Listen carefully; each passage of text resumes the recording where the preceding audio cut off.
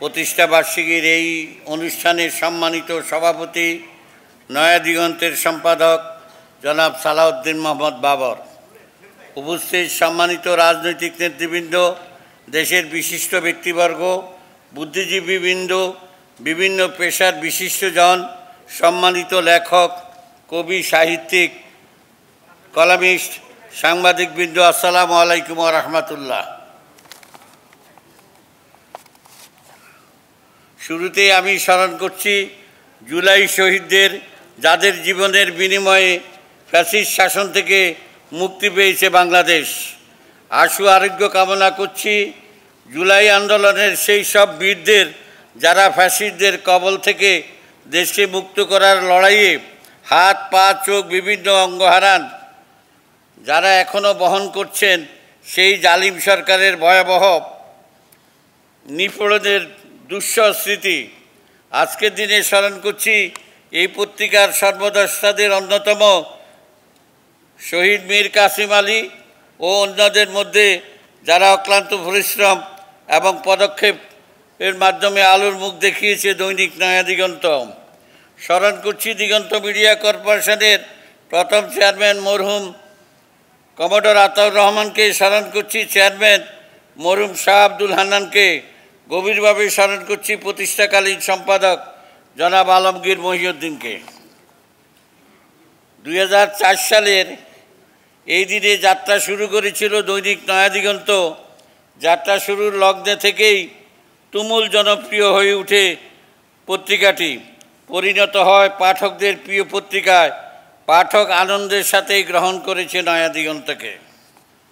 প্রকাশনার প্রথম দিন থেকেই নয়া দিগন্ত দেশের প্রথম শ্রেণীর পত্রিকা হিসাবে স্থান করে নেয় পাঠকের হৃদয়ে। আজ আমাদের এই প্রিয় পত্রিকা 21তম প্রতিষ্ঠা বার্ষিকী, অর্থাৎ আমরা পেরিয়ে এসেছি 21টি বছর। কিন্তু আমাদের এই পথ চলা কোনোভাবেই মসৃণ ছিল না। ঘাত ও প্রতিঘাত পর্বত সমান বাধা মোকাবিলা করে চলতে হয়েছে আমাদের।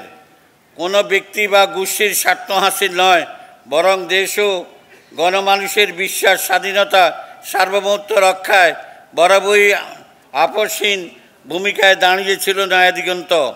গণমাধ্যমটি বিশ্বাস করে দেশ ও গণমানুষের আকাঙ্ক্ষা ধারণ করাই এর প্রথম প্রধান কাজ। সেই সাথে দেশের ইতিহাস ঐতিহ্যকে ধারণ ও লালন করার গুরুত্বপূর্ণ।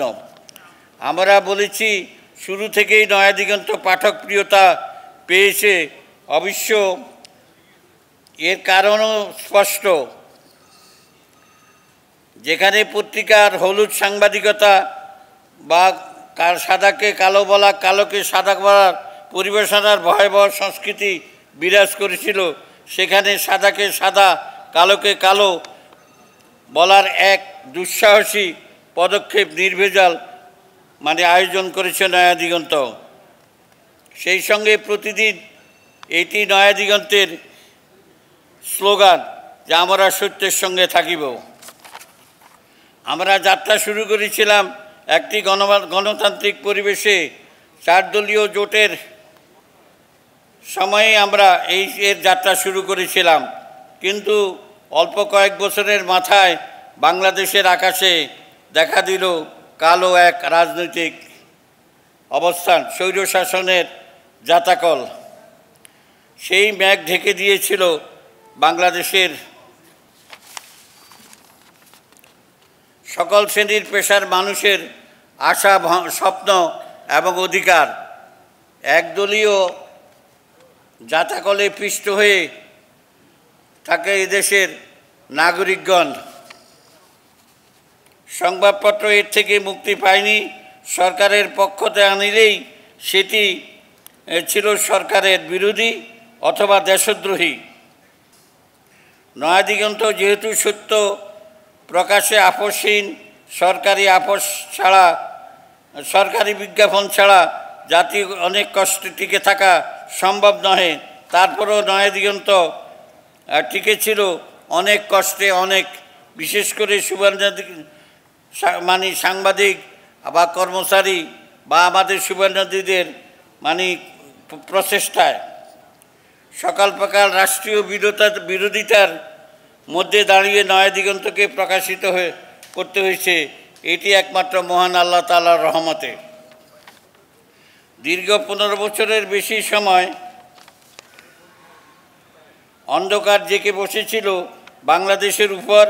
অবশেষে আমাদের তারুণ্যের প্রবল জোয়ার ভেসে গেছে স্বৈরাচার। মুক্তি পেল বাংলাদেশ। আমরা এখন মুক্ত পরিবেশে শ্বাস নিচ্ছি। মুক্ত পরিবেশে প্রকাশিত হচ্ছে দৈনিক নয়া দিগন্ত। আমরা বাংলাদেশের জনগণ এবং বৃহত্তর জনগণের বিশ্বাস ও ঐতিহ্যের লালনে বদ্ধপরিকর। দেশের প্রতিটি নাগরিকের মৌলিক অধিকারের বিষয়ে আমরা সোচ্চার। দেশবিরোধী, ধর্মবিরোধী, এমনকি ব্যক্তি চরিত্র হননের বিরুদ্ধে নয়া দিগন্তের অবস্থান পরিষ্কার। এটি সমৃদ্ধ বাংলাদেশ গঠনে নয়া দিগন্ত হবে ন্যায়ের বলিষ্ঠ কণ্ঠস্বর। কষ্ট করে আজ আমাদের এই আয়োজনকে যারা উপস্থিত হয়েছেন আয়োজনে, আমরা তাদেরকে সবাইকে জানাই আন্তরিক শুভেচ্ছা। আমাদের পাঠক, লেখক, পৃষ্ঠপোষক, শুভেচ্ছাদায়ী, বিজ্ঞাপনদাতা সকল মহলকে জানাই আন্তরিক শুভেচ্ছা। আসসালামু আলাইকুম ওয়া রাহমাতুল্লাহ।